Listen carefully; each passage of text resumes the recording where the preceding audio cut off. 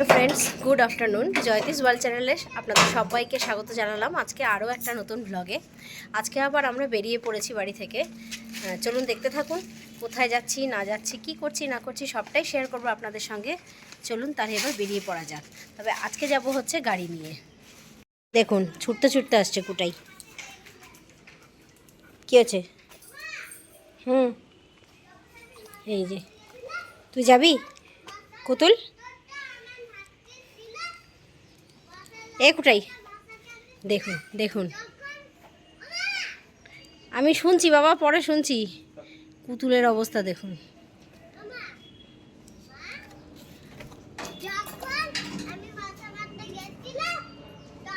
এই যে গাড়ি, পলাশদাও এসে গেছে। তাহলে উঠে পড়ি এবারে গাড়িতে। এই ছেলে বসেছে সামনে। ছেলে বলল মা আমি সামনে বসবো। আর এই যে পাশে কর্তামশাই, একটু হাই করে দাও। দুগ্গা দুগ্গা। চলুন এবার রওনা দেওয়া যাক। এই এখন বেরোচ্ছি সবে আমার বাড়ির গলি থেকে।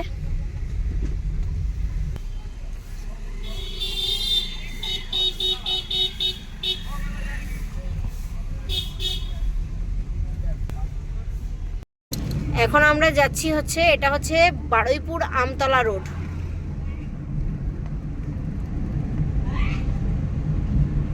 এখানকার রাস্তাও বেশ ভালো, চওড়া এবং ভালো রাস্তা। গাড়ি চড়েও আরাম, গাড়ি চালিয়েও আরাম। যাওয়ার পথে এটা পড়লো একটু, তাই ভাবলাম আপনাদের সঙ্গেও শেয়ার করে নিই। এটা হচ্ছে বারুইপুর সেন্ট্রাল জেল, মানে আলিপুরের যে জেলটা আর কি, সেটা এখানে বারুইপুরে ট্রান্সফার হয়েছে, শিফট হয়েছে। এই হলো সেই জেল, বেশ অনেকটাই বড়। এটা আমি আপনাদেরকে জুম করে দেখাচ্ছি। ওইদিকে আরও আছে। এই দেখুন, এখানে আবার নতুন করে তৈরিও হচ্ছে।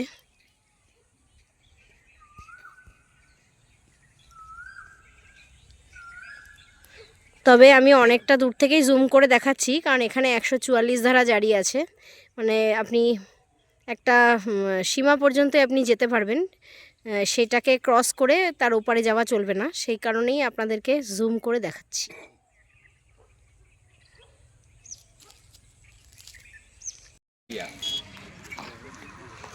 এদিকে রাস্তাটা হচ্ছে জেলের দিকে যাচ্ছে, আর এই সাইড দিয়ে দেখুন, একটু জুম করে যদি দেখাই, দেখুন সব বাংলো তৈরি হচ্ছে এখানে।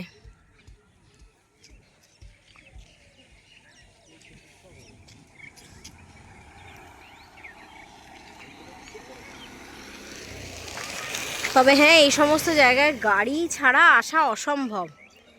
এবং এই সাইডের যে এই সমস্ত জায়গাগুলো, এগুলো সমস্ত ফাঁকা রয়েছে, কিন্তু এগুলো একটাও ফাঁকা নেই, সবই কেনা জায়গা।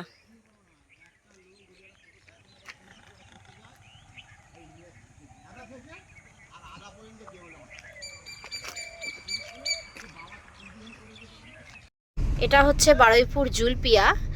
এবারে এখান থেকে আমরা বাঁ দিকের এই রাস্তাটা ধরবো। এটা হচ্ছে জুলপিয়া মগরাহাট রোড। আমরা বারুইপুর আমতলা রোডের থেকে এবারে আমরা ধরে নিলাম জুলপিয়া মগরাহাট রোড।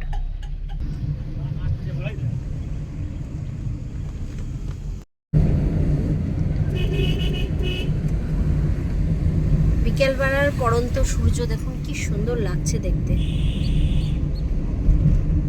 ধান ক্ষেত,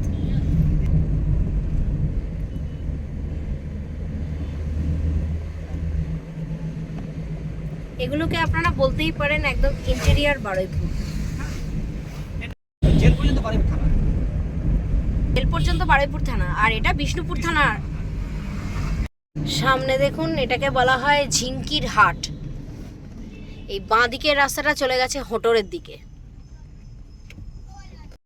এই রাস্তাটা হলো ধামুয়া শেরপুর রোড, মাগুর পুকুরের পোল।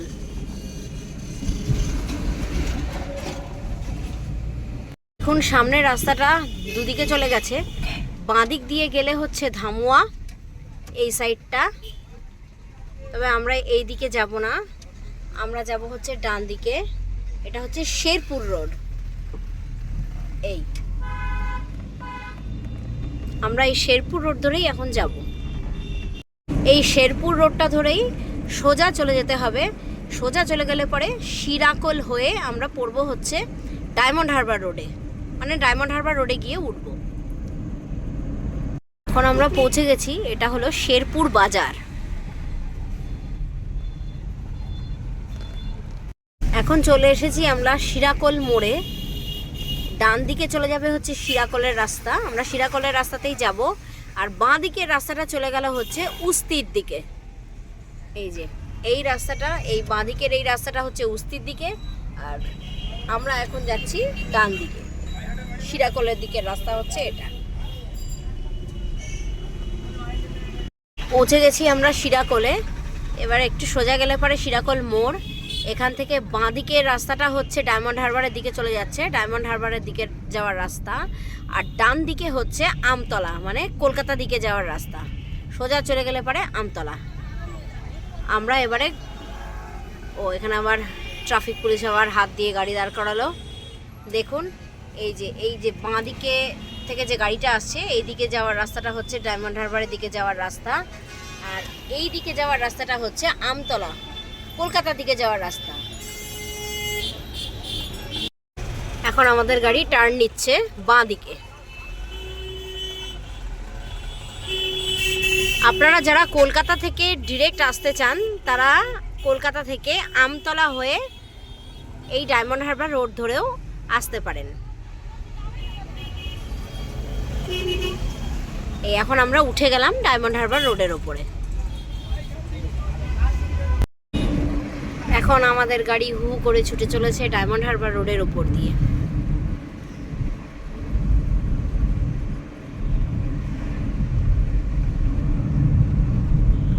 ডায়মন্ড হারবার রোডটা হলো NH 117।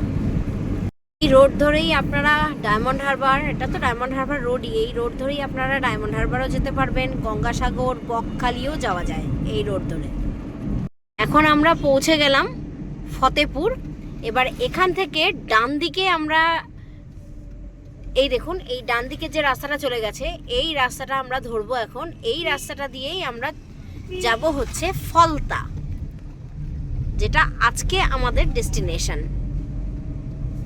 ফতেপুর থেকে আমরা ডান দিকে টার্ন নিয়ে নিলাম, ডান দিকে রাস্তাটা ধরে এই রাস্তাটা দিয়ে সোজা চলে যেতে হবে ফলতা।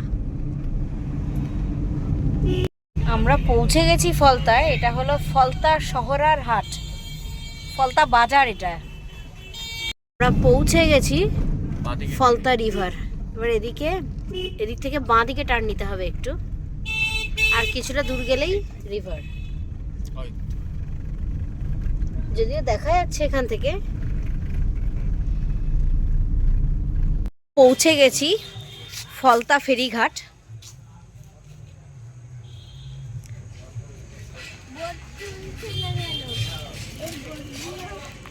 অ্যাকচুয়ালি এটা হলো গঙ্গা, ডায়মন্ড হারবার পর্যন্ত যে গঙ্গাটা গেছে ওই গঙ্গাটাই আর কি এটা।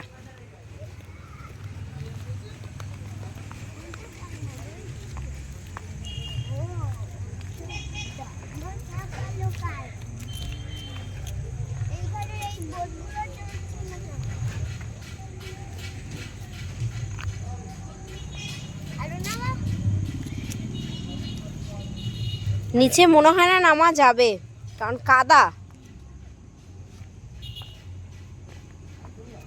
কাদা আছে। এই হলো ফলতার গঙ্গার ঘাট।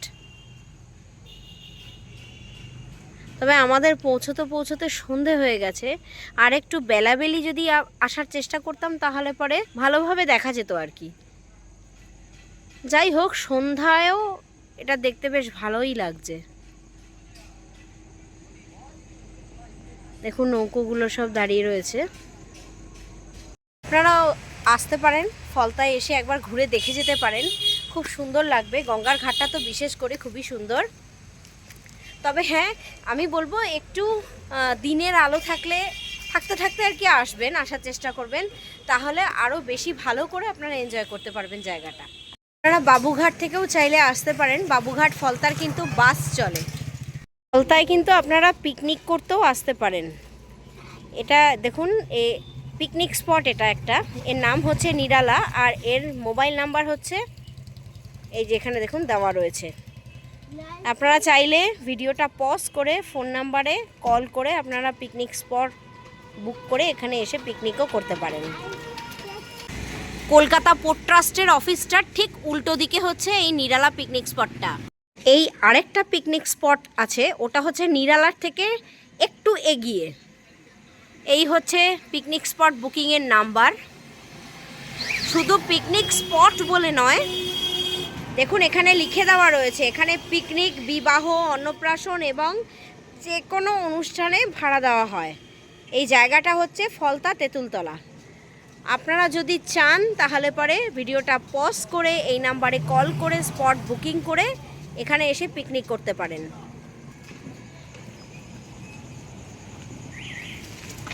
গঙ্গার ধারে পিকনিক করতে কার না ভালো লাগে বলুন। এই পিকনিক স্পটগুলো যেটা দেখালাম আগেরটা, নিরালা, এই ছুটি, দুটোই কিন্তু গঙ্গার ধারে।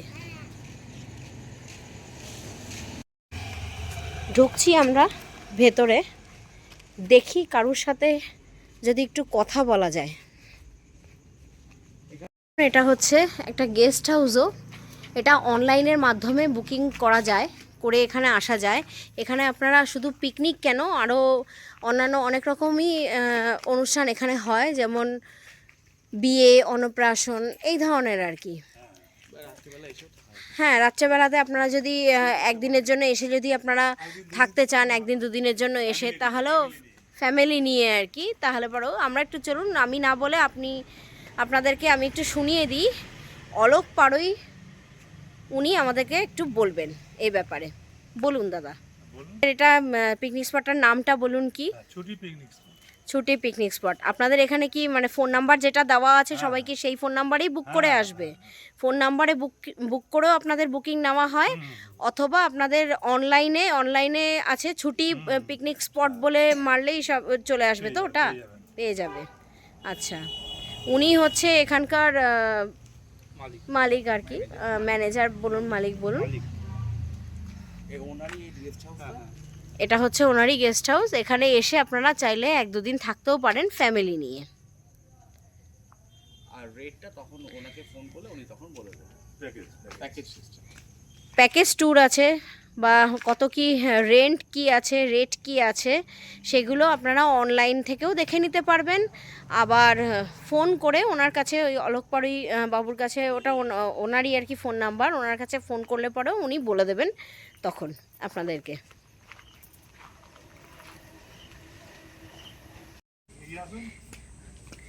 দাদা একটু আমাদেরকে ঘুরিয়ে দেখাচ্ছেন। দেখুন এই সাইডে একটা জেটি আছে, এই হলো গঙ্গা। দাদার এই গেস্ট হাউসটা খুব সুন্দর।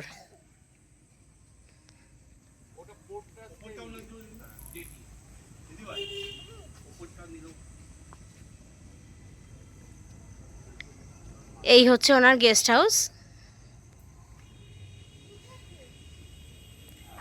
দেখুন এখান দিয়ে রেলিং দেওয়া আছে। আমি একটু এখান থেকে আপনাদেরকে জুম করে দেখাচ্ছি।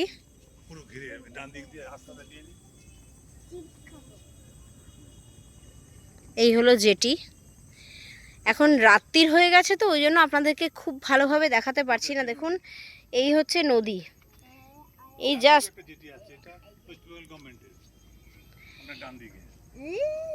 এইটা বলছেন, এইটা উনি বলছেন ওয়েস্ট বেঙ্গল গভর্নমেন্টের জেটি, আর ওই দিকেরটা হচ্ছে কলকাতা পোর্ট ট্রাস্টের জেটি। দুই দিকে দুটো জেটি, মাঝখানে হচ্ছে দাদার গেস্ট হাউস। মানে এই যে রেলিংটা দেখতে পাচ্ছেন, এই রেলিংয়ের ধারেই আমি দাঁড়িয়ে রয়েছি। বাবানকে ধরো। আর নিচেই হচ্ছে জল, গঙ্গা, আর ওপারটা হচ্ছে হাওড়া জেলা। আশা করি আপনাদের ভালোই লাগবে। ফোন নম্বরে বুক করে অথবা অনলাইনের মাধ্যমে বুকিং করে আপনারা চলে আসুন, একদিন বা দুদিন এখানে এসে কাটিয়ে যান। আশা করি ভালোই লাগবে আপনাদের। এখন আমরা যাচ্ছি এই গেস্ট হাউসটারই ওপরের দিকে। ওপরে এই দাদা বললেন যে রুম আছে, চলুন দেখে আসি এদের গেস্ট হাউসের রুমগুলো কীরকম।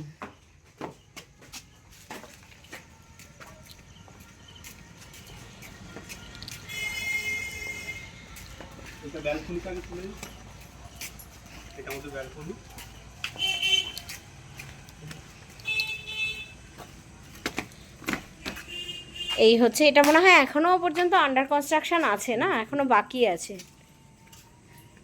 তবে খুব সুন্দর। দেখুন, এটা হচ্ছে দাদাদের ব্যালকনি। এই ব্যালকনি থেকে দাঁড়িয়েও আমি মানে আসলে সন্ধে হয়ে গেছে, তো আমাদের এখানে আস্তে আস্তে অন্ধকার নেমে গেছে। সেটাই দেখতে পাচ্ছি যে সামনের দিকে, একদম সামনে হচ্ছে গঙ্গা। মানে সকালবেলা ঘুম থেকে উঠে একদম এখানে বসলেই আপনি গঙ্গার ভিউটা পাবেন। চা খেতে খেতে গঙ্গা দেখা যাবে এখানে।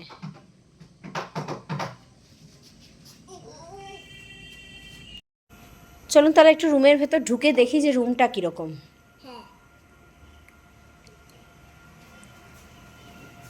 গরমকালে আসলেও অসুবিধা নেই, এসি আছে। এরকম একটা ডবল বেডের খাট আছে, চেয়ার দেওয়া আছে, এবং একটা সেন্টার টেবিল আছে, আয়না আছে, আর এটা হলো টয়লেট।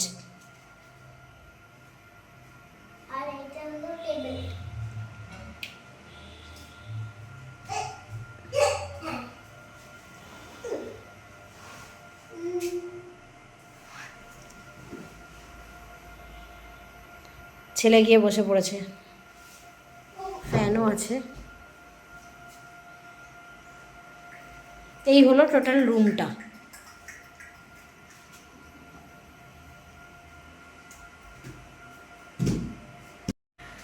রুম রেন্টটা কিন্তু একটু ডিপেন্ড করে, সেটা আপনারা ফোন করলে অথবা অনলাইনে যদি কেউ বুকিং করে আসতে চান তাহলে দেখবেন সেখানেই দিয়ে দেওয়া রয়েছে। ফোন নাম্বারে বুক করেও ফোন করে আপনারা চলে আসতে পারেন, বা অনলাইন থেকেও আপনারা বুক করে চলে আসতে পারেন। তবে এইটুকু বলতে পারি, 2-1 দিনের ছুটি কাটানোর জন্য একদম দারুণ সুন্দর জায়গা এটা, খুবই ভালো লাগবে আপনাদের। আর খাওয়া দাওয়ার দিক থেকেও কোনো অসুবিধা নেই, ঘরোয়া খাবার, তাই তো দাদা? ঘরোয়া, একদম ঘরোয়া খাবার দাবার, যেটা বলবে সেটাই একদম গরম খাবার রুমের মধ্যে চলে আসবে, কোনো অসুবিধা নেই। বলে দিন খাবার দাবারের ব্যাপারটা আরেকবার একটু বলে দিন দর্শকদের। আমাদের এখানে যে আসবে, সকালে ব্রেকফাস্ট, দুপুরে লাঞ্চ, রাত্রিরে ডিনার, প্লাস হচ্ছে আপনি যেটা খেতে, স্ন্যাক্সের মধ্যে যেটা খেতে ভালো বলবেন সেটা সঙ্গে সঙ্গে খাবার চলে আসবে এখানে। আমাদের সামনে নদী আছে, যেহেতু ভোলা মাছ, কাঁচা মাছ, তপসে মাছ, প্লাস ইলিশ নদী, একদম ফলতার মানে টাটকা ইলিশ, খুব ভালো লাগবে। যেখানে আসতে চাইবে একবার এলে সে ভাববে যে বারবার এখানে আসবে। ধন্যবাদ দাদা। যদি একটু বলো আমাদেরকে, আমার দর্শকদেরকে যদি একটু বলো যে কিভাবে এখানে আসতে হবে। এখানে যদি কেউ আসতে চায়, কলকাতা থেকে বিশেষ করে যদি কেউ আসতে চায়, পুরো বাবুঘাট থেকে ফলতা 83 ধরবে, পুরো পিওর একদম ফলতা তেঁতুলতলা, আর বাস স্ট্যান্ড হচ্ছে এটাই লাস্ট। কারণ আসার অসুবিধা নেই, কেউ যদি পার্সোনাল গাড়ি নিয়েও আসতে চায়, পুরো সোজা একদম ফলতা পিওর তেঁতুলতলা। ফলতা তেঁতুলতলা, তেঁতুলতলা ছুটি ছুটি কটেজ। আচ্ছা, ছুটি কটেজ।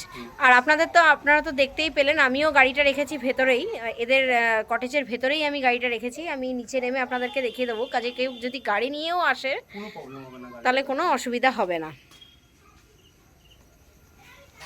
একসঙ্গে কমপক্ষে আপনারা 5খানা যদি গাড়ি নিয়ে আসেন, 5টা গাড়ি এখানে আপনারা রাখতে পারবেন। দেখুন, রিসর্টটার ভেতরে আমরা আমাদের গাড়ি নিয়ে চলে এসেছি। এই রিসর্টের দাদার ব্যবহারটা খুবই ভালো, মানে যিনি এই রিসর্টের মালিক, আমাদেরকে চা খাওয়ালেন, আমার ছেলেকে আবার চিপস কিনে দিলেন, সত্যি খুবই ভালো। বলতে পারি এইটুকু যে যদি আপনারা এখানে আসেন এবং আমার চ্যানেলের নাম নিয়ে যদি আপনারা কেউ দাদার কাছে বলেন যে আমরা জয়তিস ওয়ার্ল্ড দেখে এসেছি, চ্যানেলের নাম নিয়ে বললে পরে অতি অবশ্যই দাদা আপনাদেরকে সেক্ষেত্রে কিছুটা হলেও টাকার ক্ষেত্রে কম করবেন। পথে আস্তে আস্তে ফেরার পথে আর কি, মানে ফলতা থেকে ফিরছি আমরা, ফেরার পথে দেখতে পেলাম এখানে একটা চিলড্রেন্স পার্ক আছে, খুব সুন্দর বেশ।